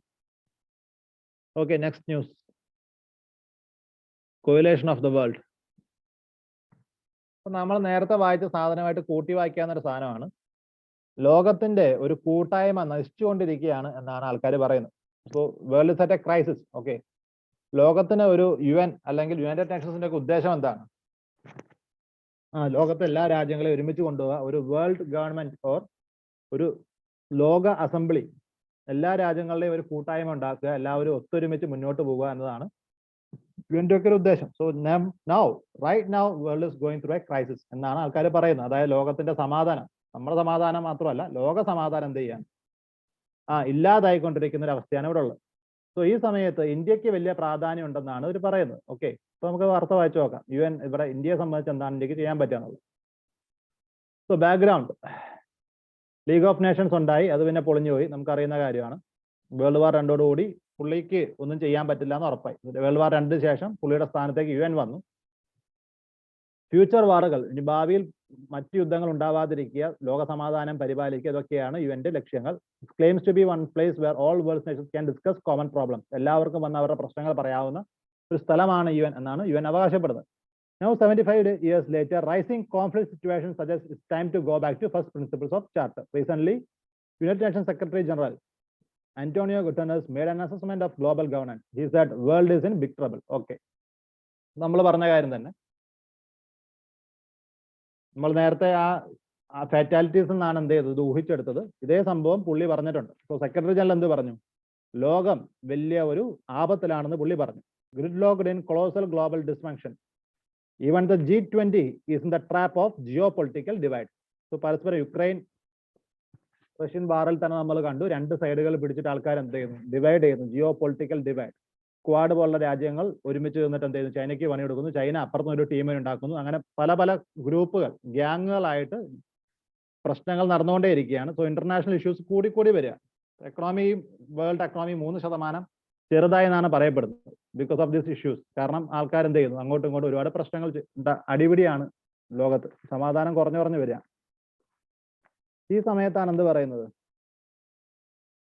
in this splintering world we need to create mechanisms of dialogue to heal divide and only by acting as one we can nurture fragile. അപ്പൊ നമ്മൾ ഒരുമിച്ച് നിൽക്കണം തുടങ്ങിയിട്ടുള്ള സ്ഥിരം സാധനങ്ങളാണ് പുള്ളി പറയുന്നത്. അതിൽ വെറുതെ കാര്യമൊന്നുമില്ല. India's presidency of Group of 20 UNSC and Shanghai Cooperation in 2023, when major powers are not even talking to each other and India alone, now the 5th largest economy, is interacting with each of them, presents a historic opportunity. So India ഈ സമയത്ത് ചാടി ഇടപെടണം എന്നാണ് ഇവർ പറയുന്നത്. കാരണം എന്താണെന്ന് വെച്ചാൽ ഇന്ത്യ ഈ ഒരു പ്രതിസന്ധി ഘട്ടത്തിൽ, ഇന്ത്യ ആരാണ്, G20 മെമ്പറാണ്, UNSCയിൽ നോൺ പെർമനന്റ് ആണെങ്കിലും മെമ്പറാണ്, അതുപോലെ തന്നെ SCOയിലും മെമ്പർ ആയിട്ടുണ്ട്. അപ്പൊ നമ്മൾ ഇതിനകത്ത് ഇടപെട്ട് ഈ വേൾഡ് പീസ് തിരിച്ചു കൊണ്ടുവരുന്നതിന് നമ്മൾ ഇടപെടണം എന്നാണ് ഈ പറഞ്ഞതിന്റെ അർത്ഥം. ഓക്കെ, എനിവേ നമുക്ക് ഇതിന്റെ അടുത്ത് ഇമ്പോർട്ടൻ്റ് ആയ കാര്യങ്ങളിലേക്ക് പോവാം. അപ്പൊ അതിൻ്റെ അകത്ത് തന്നെ പ്രധാനപ്പെട്ട വേറൊരു സാധനം കൊടുത്തിട്ടുണ്ട്. How UN is at a turning point. The G7 summit endorsed the goals of Cooperative International Climate Club to accelerate climate action outside the UN. China has opted to rival set of multilateral institutions. China's Belt and Road Initiative. Okay, politics ആണ് issue. China America politics. അതുപോലെ തന്നെ രണ്ട് groupism ഉണ്ടാവുന്നത്. ഇവർ രണ്ടുപേരും UN അധികാരമുള്ള ആൾക്കാരാണ്. So ഇവരുടെ ഇടയിൽ UN ഒന്നും ചെയ്യാനാവാതെ പോകുന്നു. UN ഒരു നോക്കൂത്തിയായി പോകുന്നു. ഇതാണ് UN പ്രശ്നം. Way ahead in a multipolar world, question is kind of rules needed for human well-being, whether principles should be served the purpose better. Vasudhaiva Kudumbakam or world as one family, cooperation, comparable sense welfare. India has emphasized lifestyle for environment. ഉത്തരം സാധനങ്ങളാണ്. നമ്മൾ പോയിട്ട് രണ്ട് dialogue അടിക്കും. വസുദൈവ കുടുംബമാണ് ഒരുമിച്ച് ഇരിക്കണം, അങ്ങനെയാണ് ഇങ്ങനെയാന്നൊക്കെ പറയും. അതിനുവേണ്ടി കുറെ സാധനങ്ങൾ പറഞ്ഞു കൊടുക്കും. സ്ഥിരം പല്ലവി. Next news. Why India is not taking Hanuman leave? Okay, ഇത് കഴിഞ്ഞ പ്രാവശ്യം ന്യൂസിലും ജസ്റ്റ് ഉണ്ടായിരുന്നു. അതായത് ഇന്ത്യൻ സർക്കാർ കോർപ്പറേറ്റ് ഫ്രണ്ട്ലി ആയി മാറിക്കൊണ്ടിരിക്കുകയാണ്. So government is becoming business friendly, right? ഇപ്പോൾ കോർപ്പറേറ്റ് ടാക്സ് കുറച്ചു കൊടുത്തു, അതുപോലെ തന്നെ എക്സിസ്റ്റിംഗ് കമ്പനീസിന്റെ ടാക്സ് കുറച്ചു കൊടുത്തു. പുതിയ കമ്പനീസ് ആണെങ്കിൽ ഒരുപാട് ഓഫറാണ് എന്ത് ചെയ്യുന്നത്, ഇന്ത്യൻ സർക്കാർ വെക്കുന്നത്. സ്റ്റാർട്ടപ്പ് ഇന്ത്യ, മറ്റു പദ്ധതി എന്നൊക്കെ പറഞ്ഞിട്ട്. ഇതൊക്കെ എന്തിനു വേണ്ടിയിട്ടാണ്? കോർപ്പറേറ്റ് ഇൻവെസ്റ്റ്മെന്റ് ഇന്ത്യയിൽ കൂടുന്നതിന് വേണ്ടിയിട്ടാണ്. പക്ഷേ ഓരോ വർഷം കഴിയും തോറും കോർപ്പറേറ്റ് ഇൻവെസ്റ്റ്മെന്റ് കുറഞ്ഞു വരികയാണ്. സർക്കാർ വിചാരിച്ച പോലെ ഒരു കോർപ്പറേറ്റ് ഇൻവെസ്റ്റ്മെന്റ് ഇന്ത്യയിൽ ഉണ്ടാവുന്നില്ല. സോ അതാണ് ഇവിടുത്തെ ന്യൂസ്. സോ നമ്മുടെ ഫിനാൻസ് മിനിസ്റ്റർ എന്താ പറഞ്ഞത്? ഞങ്ങൾ ഇത്രയും സൗകര്യങ്ങൾ ചെയ്തു തന്നിട്ടും ഇവിടുത്തെ കോർപ്പറേറ്റ്സ് ഒന്നും എന്ത് ചെയ്യുന്നില്ല, ഇൻവെസ്റ്റ് ചെയ്യുന്നില്ല. So concerns about sluggish corporate investment. അത് തന്നെ, ഇവർ ഇത്രയും ഞങ്ങൾ ഫ്രണ്ട്ലി ആയിട്ട് എല്ലാ സൗകര്യങ്ങൾ ചെയ്തു തന്നിട്ട് നിങ്ങൾ ഇൻവെസ്റ്റ് ചെയ്യുന്നില്ല. ഇതാണ് ഫിനാൻസ് മിനിസ്റ്ററുടെ പരാതി. For a while, Hanuman was so devoted. Okay, Hanuman leave പുള്ളി എന്താ ഉദ്ദേശം എന്ന് വെച്ചാൽ, എന്തോ ഒരു മടി, നിങ്ങൾക്ക് ഇത്രയും സൗകര്യങ്ങൾ ഉണ്ടായിട്ടും നിങ്ങൾക്ക് ചാടാനൊരു മടി. സോ ലങ്കയിലേക്ക് ചാടാൻ ഹനുമാൻ മടിച്ചു നിന്ന പോലെ ഇവിടുത്തെ കമ്പനികൾ മടിച്ചു നിൽക്കുകയാണ്. ഇങ്ങനെ മടിച്ചു നിൽക്കരുത്, കടന്നു വരൂ, ചാടി വരൂ, പൈസ ഇൻവെസ്റ്റ് ചെയ്യൂ എന്നാണ് ആര് പറയുന്നത്? ഫിനാൻസ് മിനിസ്റ്റർ പറയുന്നത്. Private investment accounts for close to 75% total capital formation in the economy. So Indian എക്കണോമിയുടെ 75% ഓഫ് ക്യാപിറ്റൽ അവിടെ നിന്നാണ് വരുന്നത്, പ്രൈവറ്റ് ഇൻവെസ്റ്റ്മെന്റ് എന്നാണ് വരുന്നത്. It is revival therefore is essential for sustained growth of economy. Indian economy sustained ആയിട്ട് മുന്നോട്ട് പോകണമെങ്കിൽ എന്ത് ചെയ്യണം? കോർപ്പറേറ്റ് ഇൻവെസ്റ്റ്മെന്റ് കൂടേണ്ട ആവശ്യമുണ്ട്. ഇവരിങ്ങനെ മടിച്ചു നിന്ന് സംശയിച്ചു നിന്നാൽ that will effect our economy. Government's first pronouncement in 2014 had conveyed desired shift from state-driven model of economy. Okay. 2014 Modiji വന്ന സമയത്ത് പറഞ്ഞ കാര്യമാണ്, ഞങ്ങൾ എന്തിലേക്ക് പോകുന്നു, മിനിമം ഗവൺമെന്റ് എന്ന് പറയുന്ന സ്റ്റാൻഡ് എടുക്കുന്നു. എക്കണോമി എങ്ങോട്ട് പോകണം, കോർപ്പറേറ്റുകൾ അടക്കി ഭരിക്കുന്ന ഒരു ഗവൺമെന്റ് ആയിരിക്കില്ല, ഞങ്ങൾ കൂടുതൽ സ്വാതന്ത്ര്യം കൊടുക്കും, മിനിമം ഗവൺമെന്റ് മാക്സിമം ഗവർണൻസ്. ഇതാണ് മോദിജി മുന്നോട്ട് വെച്ച ആശയം. മോദിജി അല്ല, ബ്യൂറോയുള്ള IAS പറഞ്ഞു കൊടുത്ത് മുന്നോട്ട് വെച്ച ആശയമായിരിക്കും. എനിവേ, ഗംഭീരമായ ആശയമാണ്. ഡെമോക്രസി മുന്നോട്ട് പോകുന്നതിനനുസരിച്ച് ഡെമോക്രസിയുടെ ഫൈനൽ ലക്ഷ്യം ഇതാണ്, ഗവൺമെന്റ് തന്നെ ഉണ്ടാവരുത്, അപ്പോഴേ ഡെമോക്രസി ഉണ്ടാവുള്ളൂ, പൂർണ്ണമായ അർത്ഥവത്താവുള്ളൂ. ഗവൺമെന്റിന്റെ ഇൻവോൾവ്മെന്റ് കുറയുകയും എന്നാൽ എല്ലാ കാര്യങ്ങളും വൃത്തിയിൽ നടക്കുന്ന ഒരു അവസ്ഥ, അതാണ് ഓരോ ഗവൺമെന്റും ലക്ഷ്യം വെക്കേണ്ടതെന്ന് പറയപ്പെടുന്നത്. Right. So first Modi government 2014 BJP government motto ആയിരുന്നത്. സോ ഈ സാധനം തന്നെ ഇപ്പോഴും മുന്നോട്ട് കൊണ്ടുപോകുന്നുണ്ട്. സോ ഒരുപാട് ഈ പറയുന്ന സ്റ്റേറ്റ് ഡ്രിവൺ മോഡൽ ഒഴിവാക്കിയിട്ട് കോർപ്പറേറ്റുകൾക്ക് ഒരുപാട് സ്വാതന്ത്ര്യം സർക്കാർ കൊടുക്കുന്നുണ്ട്. സ്റ്റിൽ ഒരു 2008 കാലമൊക്കെ ഉണ്ടല്ലോ, നമ്മുടെ മൻമോഹൻജിയുടെ കാലഘട്ടത്തിലുള്ള വളർച്ചയൊന്നും പിന്നീട് ഉണ്ടായിട്ടില്ല. അതിന് കാരണം എന്ന് വെച്ചാൽ ആ സമയത്ത് ഒരു എക്കണോമിക് ബൂം ലോകം മൊത്തം ഉണ്ടായിരുന്നു. ഇപ്പൊ ലോകം മൊത്തം ഒരു എക്കണോമിക് ഡിസ്ട്രസിൽ കൂടി, റിസഷനിൽ കൂടിയാണ് കടന്നു പോകുന്നത്. സോ അത് ഇന്ത്യനെ ബാധിച്ചു, ഇത്രയേ ഉള്ളൂ.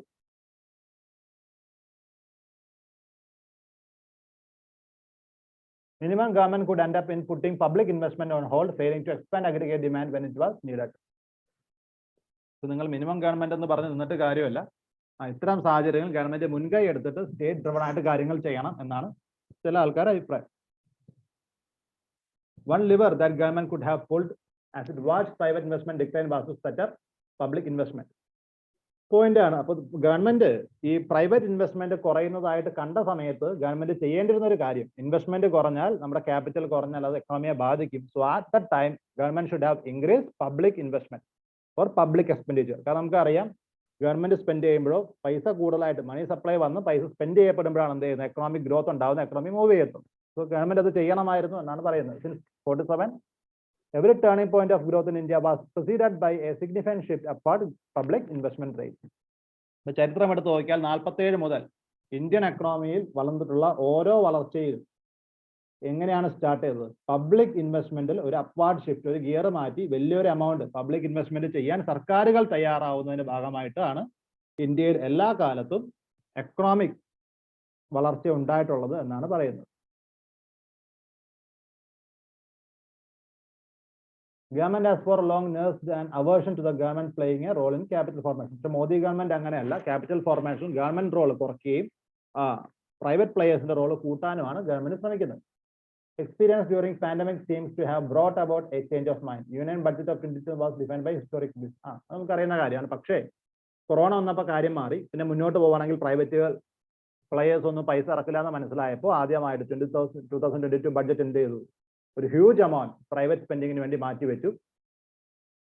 അറിയുന്ന കാര്യമാണ്. Historic increase in allocation for capital spending. This could have a positive effect on private investment, but past experience suggests that it could take time to play out. So the expansion in public investment may have to be sustained for sufficiently long. So ശരിക്കും ഇത് എന്ത് ചെയ്യേണ്ടതാണ്? ഇത്രയും വലിയ പൈസ സർക്കാർ spend ചെയ്യുമ്പോൾ അത് പ്രൈവറ്റ് പ്ലേയേഴ്സിനെയും അവരുടെ പൈസ ഇറക്കാൻ പ്രേരിപ്പിക്കേണ്ടതാണ്. പക്ഷേ അത് വളരെ സ്ലോ ആയിട്ടാണ് വർക്ക് ചെയ്യുന്നത്. സോ കുറച്ച് സമയം കൂടി ഒരു സസ്റ്റൈൻഡ് ആയിട്ട് ഒരു കുറച്ചധികം സമയം ഗവൺമെന്റ് എന്ത് ചെയ്യണം? എക്സ്പെൻഡിച്ചർ ഹൈ ആയിട്ട് നിർത്തണം എന്നാണ് പറഞ്ഞതിന്റെ അർത്ഥം. എന്നാൽ മാത്രമേ വിചാരിച്ച മെച്ചം ഉണ്ടാവത്തുള്ളൂ. Even the physically conservative International Monetary Fund has suggested public investment can play a role in engine growth for developing economies. However, two aspects would remain crucial even if government were to find the will to maintain its current pace. IMF വരെ പറഞ്ഞിട്ടുണ്ട്, developing രാജ്യങ്ങൾക്ക് ഏറ്റവും പ്രധാന അവരുടെ ഒരു economic ഗ്രോത്തിന്റെ എഞ്ചിനായിട്ട് work ചെയ്യുന്നത് public investment ആണ്, അഥവാ സർക്കാരിന്റെ ഇൻവെസ്റ്റ്മെന്റ് ആണെന്ന് IMF വരെ പറഞ്ഞിട്ടുണ്ട്. അതുകൊണ്ട് നമ്മൾ അങ്ങനെ കാര്യങ്ങൾ ചെയ്യണം. പക്ഷേ രണ്ട് ഇഷ്യൂ ഉണ്ട്. One, it is important to choose right project. എവിടെയെങ്കിലും പോയി നിങ്ങൾ പൈസ ഇട്ടാൽ പോരാ. നിങ്ങൾ പാവങ്ങളുടെ നികുതി പണം എടുത്തിട്ട് തോന്നിയ പോലെ എവിടെയെങ്കിലും കൊണ്ട് പൈസ ഇട്ടിട്ട് കാര്യമില്ല. റൈറ്റ് പ്രൊജക്റ്റുകൾ എന്ത് ചെയ്യണം? ചൂസ് ചെയ്യണം. അവിടെയാണ് ചർച്ച വരുന്നത്. കേരളയിൽ വേണോ വേണ്ടയോ? നാട്ടുകാരുടെ പൈസ എടുത്തിട്ട് നിങ്ങൾ അത്യാവശ്യം ചെയ്യേണ്ടത് എവിടെയാണ്? പ്രയോറിറ്റി എവിടെയാണ് കൊടുക്കേണ്ടത്? കേരളയിലാണോ അല്ലെങ്കിൽ വേറെ ഏതെങ്കിലും പ്രൊജക്റ്റിനാണോ? ഏതാണ് കൂടുതൽ beneficial? Investment must be focused on productivity enhancing infrastructure. Investment എവിടെയാണ് ഫോക്കസ് ചെയ്യേണ്ടത്? പ്രൊഡക്ടിവിറ്റി ഇൻക്രീസിങ്, അതായത് ഇത് ഇട്ടാൽ എത്രയും പെട്ടെന്ന് 10 ഇരട്ടിയായിട്ട് തിരിച്ചു തരാൻ ചാൻസ് ഉള്ള സെക്ടറുകളിലാണ് നമ്മൾ എന്ത് ചെയ്യേണ്ടത്? നമ്മുടെ ഇൻഫ്ലേഷൻ വേണ്ടത്. 2, inflation can derail high public investment programmes due to disaffection it generate. രണ്ട്, ഇന്ത്യയിൽ ഇൻഫ്ലേഷൻ വളരെ കൂടുതലാണ്. ഇതൊരു ഇഷ്യൂ ആണ്. അപ്പൊ കൂടുതൽ പബ്ലിക് സ്പെൻഡിങ് നടത്തുന്ന സമയത്ത് ഇൻഫ്ലേഷൻ വരും. ഇൻഫ്ലേഷൻ വരുന്ന സമയത്ത് എന്ത് ചെയ്യും? ഇറ്റ് വിൽ ഡീലറേറ്റ് എന്ന് പറഞ്ഞാൽ നമ്മുടെ ഉദ്ദേശങ്ങളൊക്കെ നടക്കാതായി പോകുന്ന അർത്ഥം. കാരണം ഇൻഫ്ലേഷൻ വരുന്നതോടുകൂടി അതിന്റെ എഫക്ട് നെഗേറ്റ് ചെയ്യപ്പെടും. ഫൈൻ. അപ്പോൾ നമുക്ക് മനസ്സിലായി. അടുത്തത് fate of chips will determine the fate of nation. അത് നമുക്ക് ഇവിടെ ഞാൻ കണ്ടായിരുന്നു. Fate of chips will determine the fate of nation. ഇവിടെ മാർക്ക് ചെയ്യുന്നത് പെട്ടെന്ന് വായിച്ചു പോവാം. Today's most advanced chips are about half the size of novel coronavirus in diameter and shrinking rapidly. നമ്മൾ ഇലക്ട്രോണിക് ചിപ്പുകളെ പറ്റിയിട്ടാണ് പറയുന്നത്. അപ്പോൾ കൊറോണ വൈറസിനേക്കാൾ ചെറിയ ചിപ്പുകളൊക്കെ നമ്മൾ ഉണ്ടാക്കുന്നു എന്നാണ് പറയുന്നത്. Dependence on chip. ഇന്നത്തെ ലോകം ഒരു ഡിജിറ്റൽ ലോകമാണ്. സോ ഈ പറയുന്ന ഇലക്ട്രോണിക് ചിപ്പുകൾ എന്ന് പറയുന്നതിന് ഒരു മേജർ പ്ലെയർ ആണ്. And we know Taiwan is the greatest or largest producer of chips. കാരണം സെമി കണ്ടക്ടറുകൾ ഏറ്റവും കൂടുതൽ കിട്ടുന്നത് ചൈനയിലും തായ്വാനിലും ഒക്കെയാണ്. തായ്വാനാണ് ഇതിന്റെ ഒരു ലീഡിംഗ് ആയിട്ടുള്ള manufacture. So Taiwan semiconductor manufacturing company TSMC, world's leading factor of chips, placed over 1 quintillion transistors on just iPhone chips. Every message we send, every picture we take, every call we make depends on chip or other. So നമുക്കറിയാം, chip നമ്മൾ സ്നാപ്ഡ്രാഗന്റെ chip 665 chip എന്നൊക്കെ mobile വാങ്ങുമ്പോൾ വായിക്കുന്നതാണ്. ഈ ചിപ്പുകളാണെന്ന് ലോകം ഭരിക്കുന്നത്. So തായ്വാന്റെ വരുമാനത്തിന്റെ തന്നെ വലിയൊരു കാര്യം ഇതാണ്. ഇന്ത്യക്ക് സ്വന്തമായിട്ടൊരു സെമി കണ്ടക്ടർ സെക്ടർ ഇല്ല എന്നുള്ളതും വലിയൊരു തിരിച്ചടിയാണ്. നമ്മൾ ഈ സാധനമൊക്കെ ഇമ്പോർട്ട് ചെയ്യാം. has the world's most expensive and valuable factory. Chips today are manufactured in just a handful of nations. കുറഞ്ഞ ആൾക്കാരെ ഇതിന്റെ എവിടെ ഉള്ളൂ? ഫീൽഡിലുള്ളൂ. ഇന്ന് ലോകത്ത് ചിപ്പുകൾ ഉണ്ടാക്കുന്ന, മൈക്രോ ചിപ്പുകൾ ഉണ്ടാക്കുന്ന രാജ്യങ്ങൾ ആരൊക്കെയെന്ന് ചോദിച്ചാൽ വിരലെണ്ണാവുന്നവരേ ഉള്ളൂ. തായ്വാൻ, ചൈന, രണ്ടുപേരുടെ പേര് ഞാൻ പറഞ്ഞു. രണ്ടുപേരാണ് ഏറ്റവും മെയിൻ. പിന്നെ ആരൊക്കെ ഉണ്ട്? അമേരിക്ക ഉണ്ട്, സൗത്ത് കൊറിയ ഉണ്ട്, ജപ്പാനും നെതർലാൻഡ്സും. ഇന്ത്യയൊന്നും പിക്ചറിൽ തന്നെ ഇല്ല. ഇന്ത്യക്ക് ആ പിക്ചറിലേക്ക് വരാനുള്ള ശ്രമം ഇന്ത്യ നടത്തണം. സത്യത്തിൽ missiles are powered by chip. എല്ലാ ഇലക്ട്രോണിക് സാധനങ്ങളും ചിപ്പ് വെച്ചിട്ടാണ്. മിസൈൽ, ഗൈഡഡ് മിസൈലുകളും എല്ലാത്തിലും ഒന്നുണ്ട്, ചിപ്പുകളുണ്ട്, സംശയമൊന്നുമില്ല. Not just ability to manufacture, but also ability to integrate in the system to complex machine systems, telecom, electronics, mobility, hugely and little purpose studies. Don't be focused on. Like Brazil and Vietnam in the past, Western country, Wisconsin, US has led up proverbial garden path Chairman Foxconn, US President Donald Trump secured around 5 billion subsidies and promised thousands of jobs and world's best LCD manufacturing plant. So എല്ലാ രാജ്യങ്ങളും അത് ഒരു example പറഞ്ഞതാണ്. അവരുടെ രാജ്യത്ത് ഇത്തരത്തിലുള്ള semi conductor industries അഥവാ chip making industries വളർത്താനുള്ള ശ്രമം നടത്തുന്നുണ്ട്. US നടത്തുന്നുണ്ട്. ഇന്ത്യ മാത്രം ഇതിൽ കാര്യമായ ശ്രമം നടത്തുന്നില്ല. ഇന്ത്യയും ചെയ്യണം. Indian states which are competing to quote chip manufacturing investments must also bear in mind that steady electricity and billions of gallons of clean water are required to set up a chip unit. അടിപൊളി. ഇന്ത്യയിൽ ഈ സാധനം കൊണ്ടുവരുന്നുള്ള ഏറ്റവും വലിയ പ്രശ്നം എന്താണ്? ഈ industry ഇന്ത്യയിലേക്ക് വരണമെങ്കിൽ ഇന്ത്യയിൽ ഇത് ഇൻവെസ്റ്റ് ചെയ്യാൻ പോകുന്നവൻ ഒരുത്തൻ ആദ്യം മനസ്സിൽ കാണേണ്ടത് ഈ ഇൻഡസ്ട്രി മുന്നോട്ട് കൊണ്ടുപോകാൻ നിങ്ങൾക്ക് എന്ത് വേണം? സ്റ്റഡി ഇലക്ട്രിസിറ്റി വേണം. മണിക്കൂർ 2 പ്രാവശ്യം കറണ്ട് പോകുന്ന ഒരു സ്ഥലത്ത് നിങ്ങൾക്ക് എന്ത് ചെയ്യാൻ പറ്റൂല? ഈ ഫാക്ടറി സെറ്റപ്പ് ചെയ്യാൻ പറ്റൂല. അപ്പൊ അതിനുവേണ്ടി ജനറേറ്റർ ഒക്കെ ഉണ്ടാക്കാൻ വേണ്ടി വേറെ പൈസ പുള്ളി ഇറക്കേണ്ടി വരും. And billions and gallons of clean water, വെള്ളം ഒരു കൊക്കക്കോളയേക്കാൾ വാട്ടർ ഇന്റൻസീവ് ആയിട്ടുള്ള ഒരു ഇൻഡസ്ട്രിയാണ് ചിപ്പ് ഫാക്ടറി. അത്രയും വെള്ളം നിങ്ങൾക്ക് വേണ്ടി വരും daily. Which none of them can offer today. ഇത് രണ്ടും ഇന്ത്യയിലെ ഒരു സ്റ്റേറ്റിനും എന്ന് കൊടുക്കാൻ പറ്റൂല എന്നാണ് പറഞ്ഞതിന്റെ കാര്യം. കേരളം അടക്കം ഉള്ള ഒരു സ്റ്റേറ്റിന് പോലും സ്റ്റഡി ഇലക്ട്രിസിറ്റിയും അതുപോലെ ഇഷ്ടം പോലെ വെള്ളവും കൊടുക്കാനുള്ള കഴിവില്ല. അതുകൊണ്ടാണ് ഇന്ത്യയിലേക്ക് ഈ ചിപ്പ് മാനുഫാക്ചറിങ് വരാത്തതിന്റെ പ്രധാന കാരണം. For example, the proposed resin plant required about 7 million gallons of water per day. ഇന്ത്യയിലെ ആൾക്കാർ കുടിക്കാൻ തന്നെ വെള്ളമില്ല. India will get there with the prudent strategies and sensible leadership, and in coming decade it will go well. This manufacturing plant costs 15 billion. It takes a year to recoup profitably, even if it runs all year.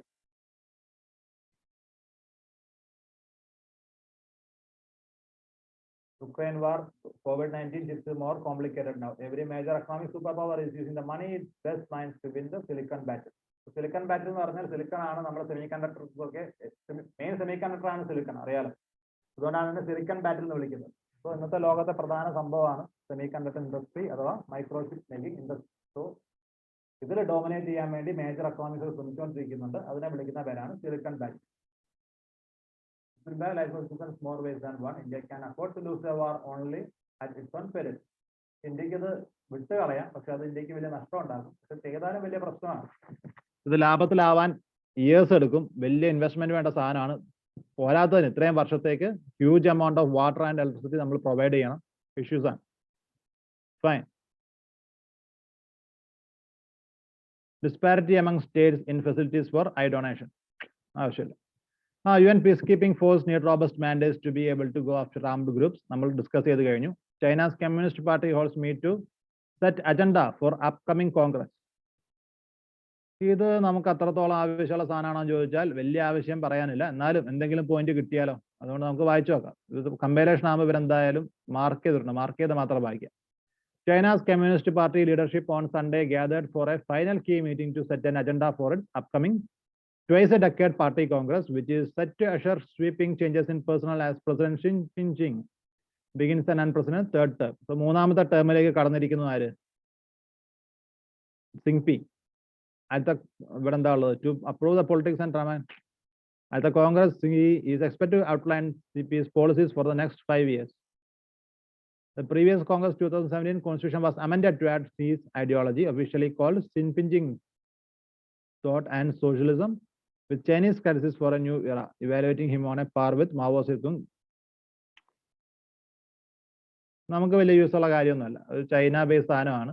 പുള്ളിയുടെ ഓരോ തമാശകൾ, എൻ്റെ തല എൻ്റെ full figure എന്ന് പറയുന്ന പോലെ Mao സേതുങ്ങിനും മറ്റേ ദെങ് സിംഗിനും ശേഷം ഫുൾ ടൈം പ്രസിഡന്റ് ആയിട്ട് മാറിയ ആളാണ് ആര്? സിംഗ്പി. പുള്ളി ഒരു സംഭവമായിട്ട് പുള്ളി തന്നെ മാറിക്കൊണ്ടിരിക്കുകയാണ്. പുള്ളി തന്നെ പറയുന്നത് ഞാനൊരു സംഭവമാണ്. ഇത്രേ ഉള്ളൂ. അതും ഇമ്പോർട്ടൻറ്റ് ന്യൂസ് അല്ല. ഇമ്പോർട്ടൻ്റ് അല്ലാത്ത 2 ന്യൂസ് ഉണ്ട്. This is important. ഇവന്റെ സാധനം അത് നമ്മൾ എന്ത് ചെയ്തു? വർക്ക് ചെയ്തു. Social justice facilities for eye donation. ഇതിൽ GS2 സോഷ്യൽ ജസ്റ്റിസിൽ വരുന്നൊക്കെ പറയും. എന്തായാലും ഗോവ ഒന്ന് മ്യൂട്ട് ചെയ്യാവോ? Goa, Jammu and Kashmir, some of the north states, Andaman Nicobar is according to national blindness survey. ഇത് വേർത്തൊന്നുമില്ലാതെ ഇത് നമുക്ക് ആവശ്യമുള്ള സാധനമൊന്നുമല്ല, വേറെ ചുമ്മാ സോഷ്യൽ ഇഷ്യൂ ആണെന്ന് വേണേൽ പറയാം. ചാരിറ്റി നല്ലതാണ്, ഐ ഡൊണേഷൻ ഒക്കെ നല്ല കാര്യമാണ്. പക്ഷേ exam point of view Not that important. Data shows that no cornea was collected in some states in 2021-22. Karnataka, Tamil Nadu, Telangana, Andhra Pradesh far better. ആരും കണ്ണ് ദാനം ചെയ്യുന്നില്ല എന്നുള്ളതാണ് പ്രശ്നം. ഒരു നാട്ടുകാരോട് പറയാൻ പറ്റുമോ ദാനം ചെയ്യാൻ? ചെയ്യാം. ഓക്കെ, നമ്മളൊരു പത്രത്തിൽ എന്തെങ്കിലും മിസ്സായി പോയി നോക്കാം. ഹെറോയിൻ സീസ്ഡ് വെസ്റ്റ് BJP ആവശ്യമില്ല. Editorial why India smoking Hanuman leave നമ്മൾ എടുത്തു കഴിഞ്ഞു. സ്റ്റാറ്റസ് ബിയോണ്ട് ഫെയ്ത്ത് എടുത്തു. പീസ് പ്രൈസ് പൊളിറ്റിക്സ് എടുത്തു. ഫേറ്റ് ഓഫ് ചിപ്സ് എടുത്തു. ലെറ്റർ ടു എഡിറ്റർ ആവശ്യമില്ല. Opinion coalition of the world അതും എടുത്തു. Hartal brings Kerala to stand still അത് നമ്മൾക്ക് പറഞ്ഞു തരേണ്ട കാര്യമില്ല, നമുക്കറിയാം. Inflation peaks in Europe. Okay, ഇതാണ് നേരത്തെ പറഞ്ഞ രണ്ട് കമ്പാരിസണിലും ഇല്ലാത്തൊരു സാധനം. So important news. ഇതുകൊണ്ടാണ് നമ്മൾ പത്രം എന്തായാലും നമ്മൾ എന്ത് ചെയ്യണം, ക്രോസ് ചെക്ക് ചെയ്യാൻ വേണ്ടി എടുക്കാന്ന് പറയുന്നത്. Winter is coming for Europe. Game of ത്രോൺസിലെ ഡയലോഗ് അടിച്ചു മാറ്റിയതാണ്. Winter is coming. എന്താണ് പ്രശ്നം? Energy related inflation across Europe started to rise post Ukraine invasion and accelerated to 40% in recent months. So energy related എന്ന് പറഞ്ഞാൽ പെട്രോളുമായി ബന്ധപ്പെട്ടുകൊണ്ട് inflation യൂറോപ്പിൽ കുതിച്ചുയരുകയാണ്. So ഇവിടെ നോക്കിയാൽ അറിയാം, ഇൻഫ്ലേഷന്റെ ചാർട്ടാണ് കൊടുത്തിട്ടുള്ളത്. യൂറോപ്പിൽ ഇൻഫ്ലേഷൻ കൂടുന്നു. എന്തുകൊണ്ടാണ്? Inflation peaks in Europe as Russia squeezes oil supply. Russia പണി കൊടുത്താണ്. കാരണം റഷ്യ വാറിൽ എല്ലാവരും യുക്രൈന്റെ സൈഡാണ് പിടിച്ചത്, യൂറോപ്പും അമേരിക്കയും. സ്വാഭാവികമായിട്ട് റഷ്യ എന്ത് ചെയ്യും? പണി കൊടുക്കും. സോ റഷ്യ എന്ത് ചെയ്തു? ഓയിൽ സപ്ലൈ സ്ക്യൂസ് ചെയ്തു. അതോടുകൂടി അവിടെ ഓയിലിന്റെ വില കുത്തനെ കൂടി. That has led to inflation, right? 7 months following Russian invasion, tables and turned. Initially, major financial and commercial sanctions were imposed on Russia by US and UK. അടിപൊളി. Ukraine Russia വാർ വന്ന സമയത്ത് ചേട്ടന്മാർക്ക് എന്ത് ചെയ്തു? വലിയ കാര്യത്തിൽ റഷ്യനെ നമുക്ക് എന്ത് ചെയ്യണം? ഒറ്റപ്പെടുത്തണം, റഷ്യന്റെ മേലെ സാങ്ഷൻസ് വെക്കണം എന്ന് പറഞ്ഞ് റഷ്യയുടെ മേലെ US-ഉം UK-യും യൂറോപ്യൻ യൂണിയനും സാങ്ഷൻസ് വെച്ചു. എന്നാൽ റഷ്യ എന്നൊരു സാധനം ഞങ്ങൾ വാങ്ങൂല, റഷ്യയിൽ നിന്ന് വരുന്ന സാധനത്തിനൊക്കെ ഞങ്ങൾ എന്ത് ചെയ്യും? ഇമ്പോർട്ട് ഡ്യൂട്ടി കൂട്ടിയിടും. അങ്ങനെ റഷ്യനെ നമ്മൾ ബുദ്ധിമുട്ടിക്കും എന്നാണ് പറഞ്ഞത്. പക്ഷെ 7 മാസം കഴിയുമ്പോൾ ബുദ്ധിമുട്ടിലായത് അമേരിക്കയും യൂറോപ്പും ആണെന്നുള്ളതാണ് സംഭവം. അതാണ് ടേബിൾസ് ഹാഡ് ടേൺഡ് എന്ന് പറയുന്നത്. സ്വാഭാവികമായിട്ടൊന്ന് ആലോചിച്ച് നോക്കിയേ, ഇവർ തന്നെ റഷ്യ എന്നുള്ള സാധനങ്ങൾക്ക് ഞങ്ങൾ ഇമ്പോർട്ട് ഡ്യൂട്ടി കൂട്ടിയിടുന്നു പറയുന്നു. അങ്ങനെ കൂട്ടിനുള്ള പ്രശ്നം എന്താണ്? ഒരു അമേരിക്കക്കാരന് കൂടുതൽ വില കൊടുക്കേണ്ടി വരികയാണ് റഷ്യയിൽ നിന്ന് വരുന്ന സാധനങ്ങൾ. റഷ്യയിൽ നിന്ന് ഇമ്പോർട്ടൻ്റ് ആയുള്ള സാധനങ്ങൾ വരുന്നുണ്ടെങ്കിൽ ദാറ്റ് വിൽ ലീഡ് റഷ്യ എന്നുള്ള സാധനങ്ങൾക്ക് ഇമ്പോർട്ട് ഡ്യൂട്ടി ഇടാനുള്ള തീരുമാനം അമേരിക്കയിൽ വിലക്കയറ്റം ഉണ്ടാകും, right? In the months following invasion, through sanctions against Russian oil and gas remain continuous. അപ്പോൾ റഷ്യ എന്നുള്ള ഓയിലും ഗ്യാസ് ഇവരെന്ത് ചെയ്തു? സാങ്ഷൻ ചെയ്തു, ഞങ്ങൾക്ക് വേണ്ടാന്ന് പറഞ്ഞു. പ്രശ്നം വേറെ എവിടെന്നെങ്കിലും സാധനം വരാനുണ്ടെങ്കിൽ ഓക്കെയാണ്, ഇല്ല എങ്കിൽ ഇവർക്ക് കിട്ടുന്ന സപ്ലൈ അതിന്റെ അളവ് കുറയും. സോ ഒരു സാധനത്തിന്റെ സപ്ലൈ കുറഞ്ഞാൽ വില കൂടും. This was because a quarter of region's oil needs were met by Russia before the war. അപ്പോൾ വാറിന് മുമ്പ് യൂറോപ്പിന്റെ മൊത്തത്തിലുള്ള ഓയിലിന്റെ നീഡിന്റെ 1/4 മീറ്റ് ചെയ്തിരുന്ന റഷ്യ എന്നുള്ള ഇമ്പോർട്ടാണ്. സോ സപ്ലൈ സ്ക്യൂസ് ഇവരെ കൂടി എന്ത് ചെയ്തു? റഷ്യനെ ആദ്യം അവർ സാങ്ഷൻ ചെയ്തു, സെൽഫ് ഇമ്പോസ്ഡ് ഇമ്പോർട്ട് ഡ്യൂട്ടീസ് വെച്ചു. ഇതൊക്കെ കാരണം അവിടെ ആദ്യം എനർജി പ്രൈസ് കൂടി. ഇപ്പൊ റഷ്യ എന്ത് ചെയ്തു? എന്നാ ശരി കാണിച്ചു തരാൻ നിലയ്ക്ക് റഷ്യ സ്വയം ഇവർക്ക് ഓയിൽ കൊടുക്കുന്നത് ഒന്നും കൂടി അങ്ങോട്ട് കുറച്ചു.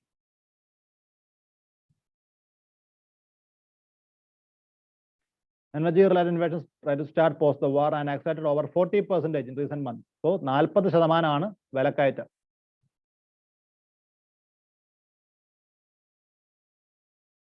UK-യിൽ എനർജി ഇൻഫ്ലേഷൻ 70%, സ്പെയിനിൽ 60%, നെതർലാൻഡ്സിൽ ഇറ്റ് ഈസ് ഓൾമോസ്റ്റ് 100% വിലക്കയറ്റം. എന്ന് വെച്ചാൽ വില 100% കൂടി.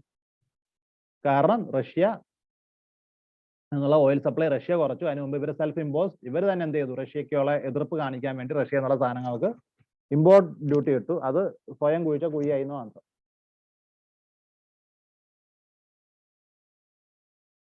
Because they are dependent on Russian oil. ഒന്നും ആലോചിക്കാണ്ട് ഇവർ എന്ത് ചെയ്തത്? ആവേശം കാണിച്ചത്. For instance, oil supply from Russia formed 38% of Germany's domestic oil demand. Countries such as Belgium, Finland, Netherlands too had a very high dependency on Russia. In some countries, the figure exceeded 100%.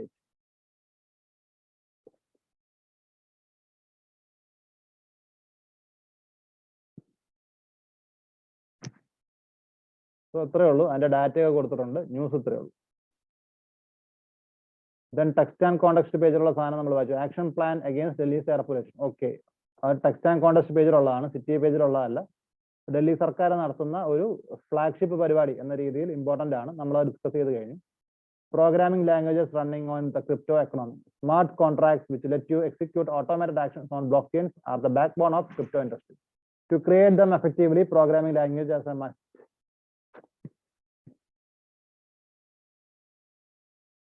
Text and context.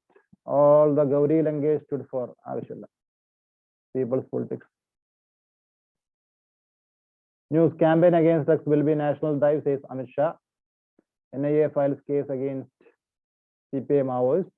But drug issue on a whole നമ്മൾ prepare ചെയ്യുന്ന നന്നാവും. ഒരു news ആയിട്ട് വായിച്ചു നോക്കാതെ India നേരിടുന്ന drug issue എന്താണെന്ന് വായിച്ചു നോക്കുന്നത് നന്നാവും. Okay, that should be prepared.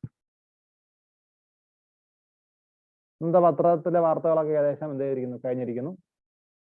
And Malabar എക്സസൈസിന്റെ വാർത്തയുണ്ട്. മലബാർ എക്സസൈസ് ഓൾറെഡി എന്താ നിങ്ങൾക്ക് അറിയാം. അപ്പോൾ ഇന്ത്യയും ജപ്പാനും US ചേർന്ന് നടത്തുന്ന ഒരു എക്സസൈസ്, നേവൽ എക്സസൈസ് ആണെന്ത്, സോറി US അല്ല, US മാത്രമല്ല ഓസ്ട്രേലിയ, 4 പേര്.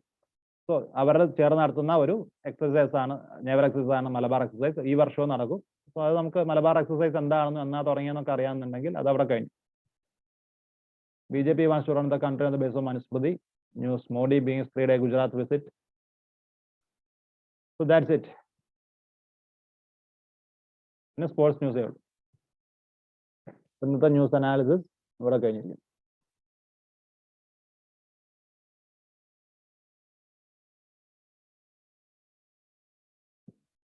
Thank you, sir.